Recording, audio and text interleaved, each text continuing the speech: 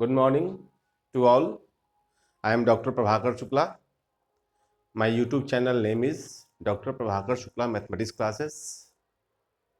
Today we discuss important topics of class 12th. Topic's name is three-dimensional coordinate geometry. Today we discuss fundamental concepts of three-dimensional coordinate geometry. आज हम लोग three dimensional coordinate geometry के बारे में पढ़ेंगे। इसका basic हम लोग क्लास 11th में पढ़ चुके हैं प्रीवियस क्लासेस में। आगे क्लास 12th में स्ट्रेट लाइन प्लेन इसका यूज है, जिसका हम लोग फंडामेंटल 11th में पढ़ चुके हैं। उसका बेसिक आज हम दे रहे हैं, जिसके तहत हमें आगे का क्वेश्चन बनाने में बहुत सुविधा होगी। सबसे पहले अगर मेरे चैनल को सब्सक्राइब नहीं किए हैं तो सब्सक्राइब करें। चैनल नेम है doctor Prabhakar Shukla mathematics classes. Like भी करें, शेयर भी करें और अपना कमेंट्स भी डालें, और कोई सुझाव लगे तो सुझाव भी जरूर देंगे। तो सबसे पहले हम आ जाते हैं फंडामेंटल कॉन्सेप्ट्स के बारे में। हम चर्चा करते हैं 3D का। यह मेरा 3D का फिगर है, थ्री डायमेंशनल कोऑर्डिनेट ज्योमेट्री का। तो थ्री डायमेंशनल कोऑर्डिनेट ज्योमेट्री में लेते कैसे हैं देखेंगे। Let O be the origin. यहाँ क्या है? O be the origin and let OX, OY and OZ, OX, OY and OZ are three mutually perpendicular lines. Mutually perpendicular मतलब परस्पर लंब, एक दूसरे पर वह लंब है। OX, OY and OZ are three mutually perpendicular lines taken as x-axis, y-axis and z-axis respectively. That means कहने का तात्पर्य OX को x एक्सिस लेते हैं, OY को y एक्सिस लेते हैं और OZ को हम लोग z एक्सिस लेते हैं। ठीक है, अब यहाँ पे चर्चा कर रहे हैं कि थ्री प्लेन्स की चर्चा है। There are three planes XOY, XOY, YOZ and ZOX. Here XOY plane is called XY plane, इसको हम लोग XY प्लेन कहते हैं। उसी प्रकार YOZ को हम लोग YZ प्लेन कहते हैं और ZOX को हम लोग ZX प्लेन कहते हैं। मतलब कि XOY प्लेन को क्या कहते हैं? XY plane. YOZ को क्या कहते हैं? YZ plane. ZOX को क्या कहते हैं? ZX plane. जैसा कि हम लोग पढ़े हुए हैं कि on the x axis, on the x-axis y and z coordinates are 0. On the y-axis x and z coordinates are 0. And on the z-axis x and y coordinates are 0. इसी प्रकार on the xy plane z coordinate भी 0. On the yz plane x coordinate भी 0. And on the zx plane y coordinate भी 0. यह हमें याद रखना है, सब ऑब्जेक्टिव क्वेश्चन यूज करते हैं हम लोग। तो दीज प्लेन्स जो कहते हैं, these planes are known as coordinate planes. इस प्लेन को हम लोग क्या कहते हैं? कोऑर्डिनेट प्लेन्स कहते हैं। Which are divided into 8 parts. इसको कितने भाग में बांटा जाता है? 8 भागों में बांटा जाता है। They are called octants। मतलब कि these coordinates are known as, क्या कहते हैं हम लोग? Coordinate planes, and these planes are divided into 8 parts is called octants। अब इसी को देखते हैं कोऑर्डिनेट के बारे में। If we take OA equal to x, OB equal to y and OC equal to z, then the coordinate of P, that means की position vector of P इस क्या हो जाएगा? x y z कोऑर्डिनेट हो जाएगा। अब position vector की बात करेंगे ये हो जाएगा xi plus yj plus z के। ये सब चीज हम लोग पढ़ चुके हैं, लेकिन फिर भी हम फंडामेंटल कॉन्सेप्ट की चर्चा करते हैं। अब यहां देखिए x का मीनिंग क्या हुआ?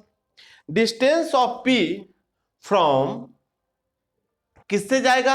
YZ प्लेन से, YZ प्लेन से होगा। Y का मीनिंग क्या होगा? Distance of P from the ZX plane. और जेड का मीनिंग क्या होगा, distance of P from the X Y plane. इस बात को सदैव ध्यान रखना है।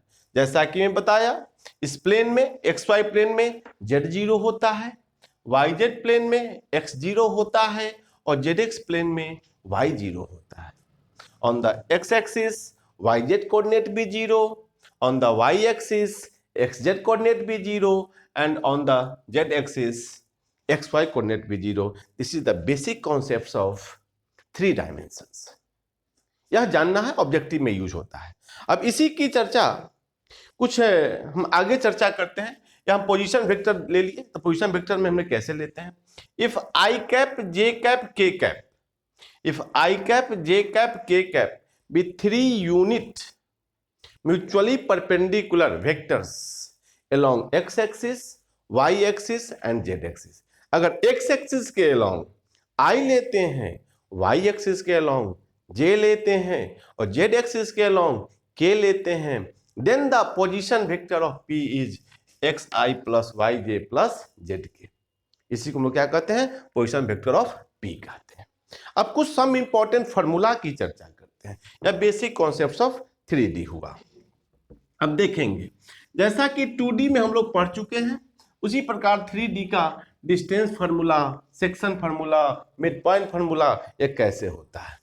अब जैसे हम चर्चा करते हैं डिस्टेंस फार्मूला की।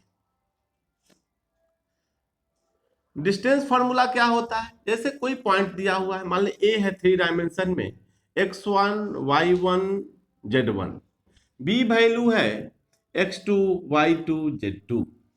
तो distance A B equal to जो होता है under root x2 minus x1 का स्क्वायर, y2 माइनस y1 का स्क्वायर जोड़ z2 माइनस z1 का स्क्वायर। 2D में पढ़े थे क्या, x2 माइनस x1 का स्क्वायर जोड़ y2 माइनस y1 का स्क्वायर अंडर रूट। यहाँ केवल 3D बढ़ गया, इसको z2 माइनस z1 का स्क्वायर हमने बढ़ा दिया। अब इसी में सेक्शन फार्मूला की चर्चा है। अब दूसरा सेक्शन फार्मूला क्या होता है, सेक्शन फार्मूला को गौर करेंगे।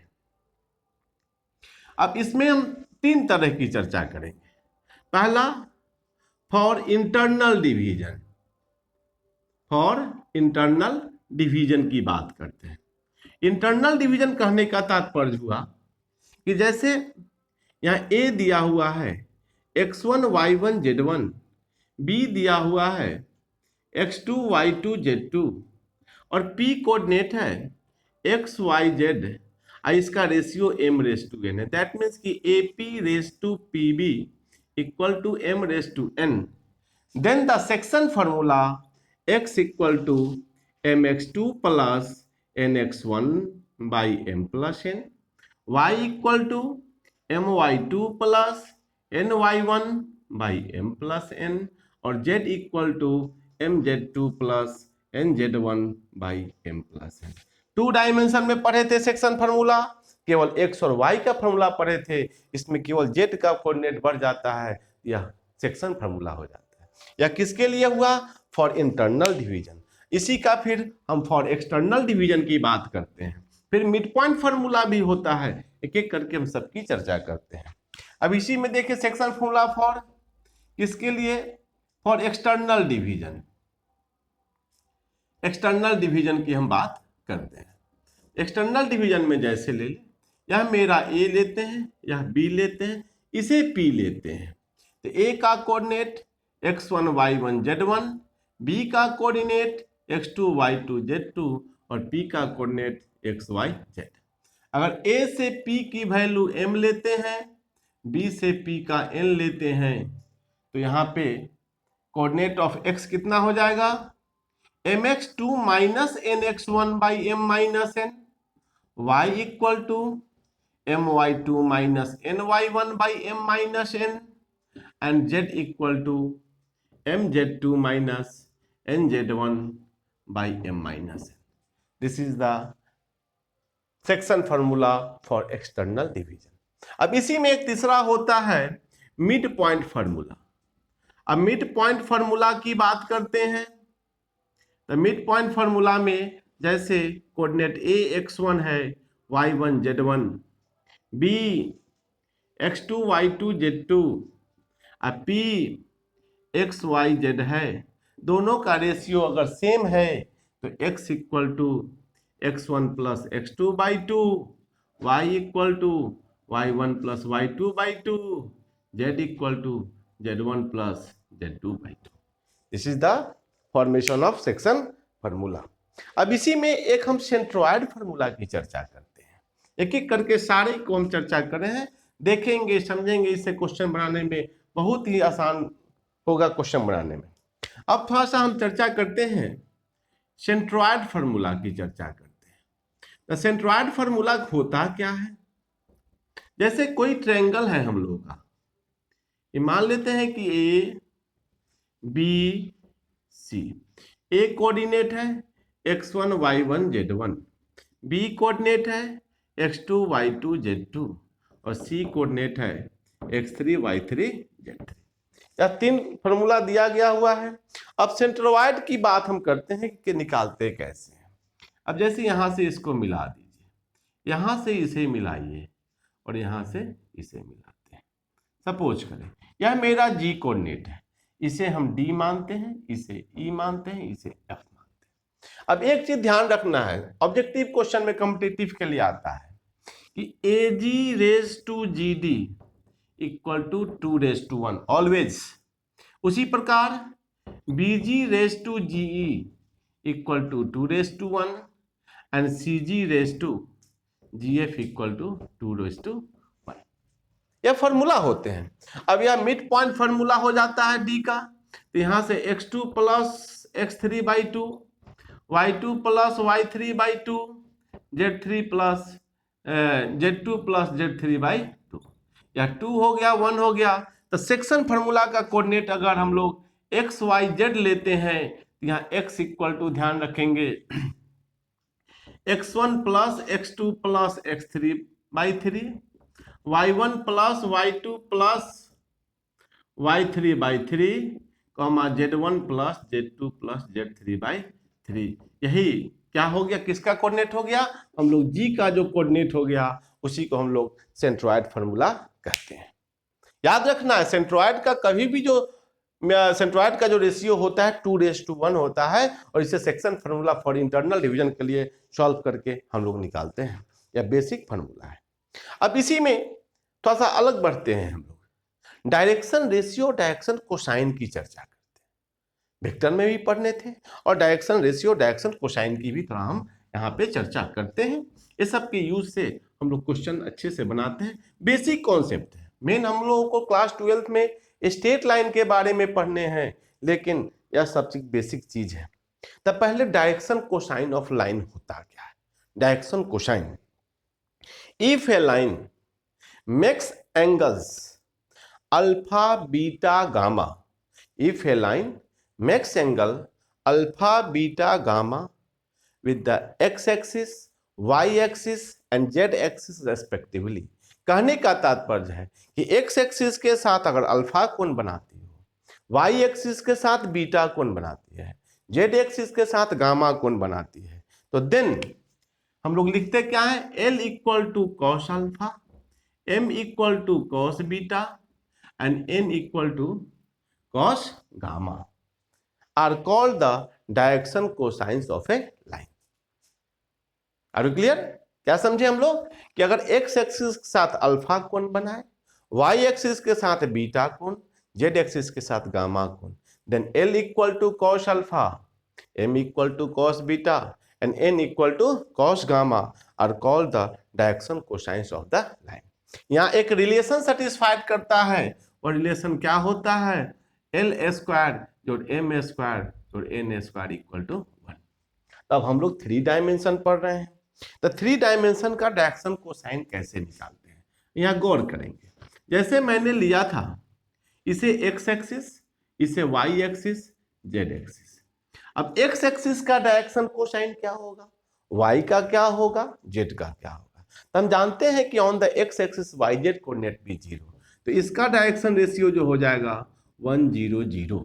x एक्सिस का डायरेक्शन कोसाइन क्या होगा, 1 0 0, y एक्सिस का 0 1 0 और z एक्सिस का 0 0 1। This is the objective question. ये सब चीज मुझे याद रखने पड़ते हैं। यह क्या हुआ, कॉन्सेप्ट्स ऑफ डायरेक्शन कोसाइंस हो गए। अब हम लोग डायरेक्शन रेशियो की चर्चा करते हैं। तो डायरेक्शन रेशियो क्या होता है, अब डायरेक्शन कोसाइन जान गए तो डायरेक्शन रेशियो भी जानने की कोशिश करते हैं। Any three numbers A B C, कोई नंबर्स है, any three numbers A B C are proportional to the direction cosines L M N, मतलब कि A B C L M N के डायरेक्शन क्या हो, प्रोपोर्शनली इक्वल हो, दोनों क्या हो, प्रोपोर्शनली इक्वल होता है, उसी को हम लोग direction ratio of the line कहते हैं। As like L by A equal to M by B equal to N by C, इसी को हम लोग क्या कहते हैं, direction ratio of a line कहते हैं। अगर डायरेक्शन रेशियो डायरेक्शन कोसाइन का रिलेशन हो गया। अब इसी में गौर करना, if A B C are direction ratio of a line, if A B C are direction ratio of a line, then A by under root A square जोड़ B square जोड़ C square, B by under root A square जोड़ B square जोड़ C square, C by under root A square जोड़ B square जोड़ C square are called the direction cosines of the line.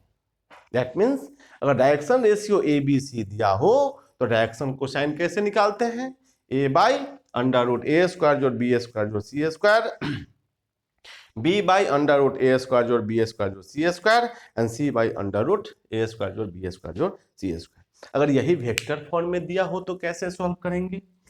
अब एक चीज गौर करना, अगर पोजीशन वेक्टर दिया हो R equal to A I cap B J cap C K cap, तो here the three numbers A B C, here the three numbers A, B, C are called the direction ratio of the line and direction cosine क्या हो जाएगा फिर, A by under root A square जोड़ B square जोड़ C square, B by under root A square जोड़ B square जोड़ C square and C by under root A square जोड़ B square जोड़ C स्क्वायर। अब इसी में एक लाइन दिया हो तो उसका कैसे निकालते हैं, जैसे सपोज करो यह A पॉइंट है जिसका कोऑर्डिनेट x1 y1 z1 है, या B कोऑर्डिनेट है x2 y2 z2 है, इसका डायरेक्शन रेशियो कैसे निकलेगा, इसका डायरेक्शन रेशियो जो होता है, क्या होता है बुआ, x2 minus x1 y2 minus y1 और z2 माइनस z1, मतलब इसको हम घटा देते हैं तो उसको हम डायरेक्शन रेशियो कहते हैं। एंड डायरेक्शन कोसाइंस जो कहते हैं क्या हो जाएगा, x2 minus x1 by R, y2 minus y1 by R, z2 minus z1 by R. अब आप कहेंगे कि r क्या है, where R equal to under root x2 minus x1 का स्क्वायर जोड़ y2 माइनस y1 का स्क्वायर जोड़ z2 माइनस z1 का square. This is the direction ratio and direction cosines of a line segment A B. Line segment A B का direction ratio and direction cosines हुआ। अब इसी में थोड़ा सा एक टॉपिक और है बेसिक में, एंगल बिटवीन टू लाइन्स। अब थोड़ा सा एंगल, या लास्ट टॉपिक है बेसिक फंडामेंटल का, इसके बाद हम लोग क्या साबित करेंगे, क्वेश्चन स्ट्रेट लाइन की चर्चा पे आ जाएंगे। तो एंगल बिटवीन टू लाइंस क्या होता है, if theta be the angle between two lines L1 and L2, if theta be the two lines क्या है, theta be the angle between two lines L1 and L2 which direction cosines are, मान लेते हैं L1 M1 N1 and L2 M2 N2। अगर L1 line का direction cosine L1 M1 N1 है और इसका L2 M2 N2 है, तो रिलेशन क्या होते हैं, cos theta equal to L1 L2 plus M1 M2 plus N1 N2। इस चीज को याद रखने हैं। इसी में कॉस निकाले तो कॉस से आप साइन भी निकाल सकते हैं, ठीक है। अब इसी में कुछ कंडीशंस होते हैं, if two lines are perpendicular to each other, दोनों लाइन परपेंडिकुलर होंगे एक दूसरे पर, कब, if two line L1 is perpendicular to L2 implies and implies by L1 L2 plus M1 M2 plus N1 N2 equal to 0, क्योंकि theta का मान 90 degree होगा तो cos 90 क्या हो जाएगा, 0 हो जाएगा। इसी में कहे कि अगर L1 पैरेलल टू L2 तो संभव कब है, L1 by L2 equal to M1 by M2 equal to N1 by N2. This is the basic concepts of fundamental theorem of fundamental किसके लिए है? of 3 dimensional coordinate geometry. यह हुआ basic concepts. अब इस कॉन्सेप्ट से अब जैसे अब कोई दिया हुआ हमको पैरेललोग्राम दिखाना है, तो पैरेललोग्राम दिखाने के लिए क्या करते हैं? कुछ opposite sides are equals and diagonals are unequals. और रेक्टेंगल दिखाना होगा, opposite sides are equals and diagonals are also equal. Square दिखाना हो तो all sides are equals and diagonals are also equal. Rhombus दिखाना हो all sides are equal but diagonals are unequal. कुछ मान निकालने होते हैं, in a parallelogram diagonals bisect each other at 90 degree. ये सब बेसिक कॉन्सेप्ट जो पढ़े हुए हैं उसकी सहायता से क्वेश्चन बन जाएगा. अब हम लोग अगले क्लास में इसकी प्रॉब्लम और कुछ स्ट्रेट लाइन की चर्चा करेंगे. मेरे channel doctor Prabhakar Shukla mathematics classes को सब्सक्राइब भी करेंगे, लाइक भी करेंगे और शेयर भी करेंगे और अपना सुझाव और कमेंट्स जरूर देंगे. आज के लिए धन्यवाद.